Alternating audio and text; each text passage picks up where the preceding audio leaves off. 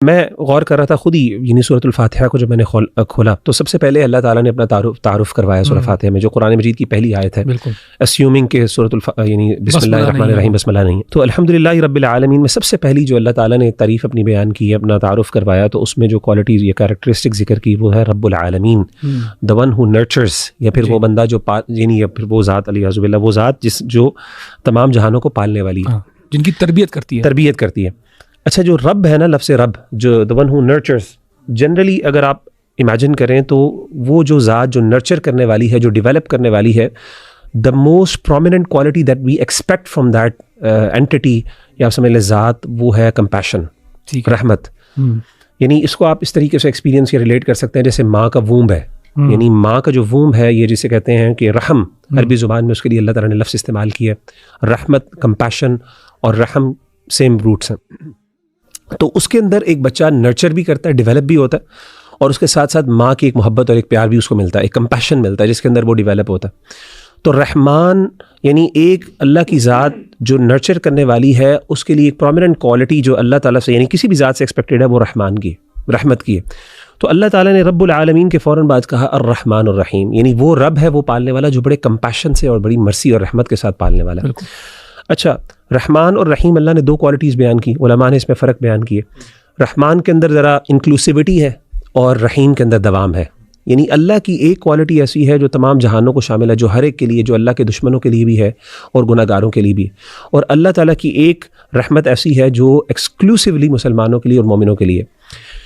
تو سبحان اللہ، میں اس پہ ریفلیکشن کر رہا تھا، غور کر رہا تھا. میں نے کہا یار کئی دفعہ ایسا ہوتا ہے، اور میرے لیے بڑی فیلنگ ہوتی ہے کہ انسان سے کوئی غلطی ہوتی ہے،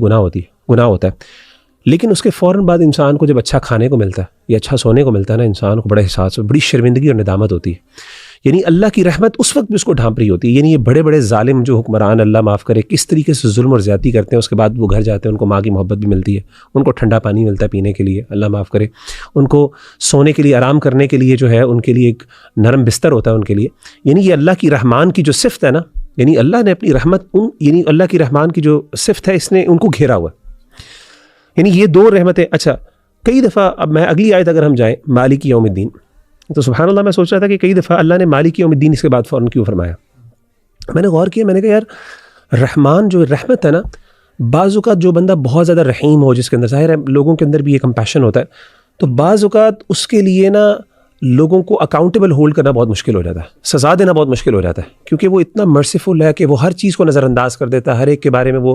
یعنی ہر ایکسکیوز کو وہ قبول کرنے کے لیے تیار ہوتا ہے. تو اللہ تعالیٰ نے یہاں پہ آگے مالک یوم الدین لانے کے ساتھ یہ بتا دیا کہ یہ نہ سمجھنا کہ یہ جو رحمت ہے اللہ کی، یہ کوئی اللہ کی کمزوری ہے، ایسی بات نہیں ہے، بلکہ اللہ مالک یوم الدین بھی ہے. یعنی اللہ تعالیٰ کی رحمت اپنی جگہ پہ، لیکن اللہ تعالیٰ ایک وقت آئے گا، یعنی رحمان کے اندر انکلوسیوٹی ہے لیکن دوام نہیں ہے، یعنی رحیم کے اندر دوام ہے. یعنی مومنوں کے لیے رحمت اللہ کی ہمیشہ رہے گی، لیکن کافروں کے لیے کچھ دیر کے لیے رحمت ہے، اس کے بعد ان کے لیے سزا ہے. تو سبحان اللہ، جب میں یہ اس طرح کی آیات کا ان کا رب دیکھ رہا تھا، پھر ایاک نعبد و ایاک نستعین، تو سبحان اللہ انسان بڑا امیز ہوتا ہے. یہ جو ٹیکسچوئل کوہرنس ہے اس حوالے سے، یعنی یہ ایک بڑا انسان کو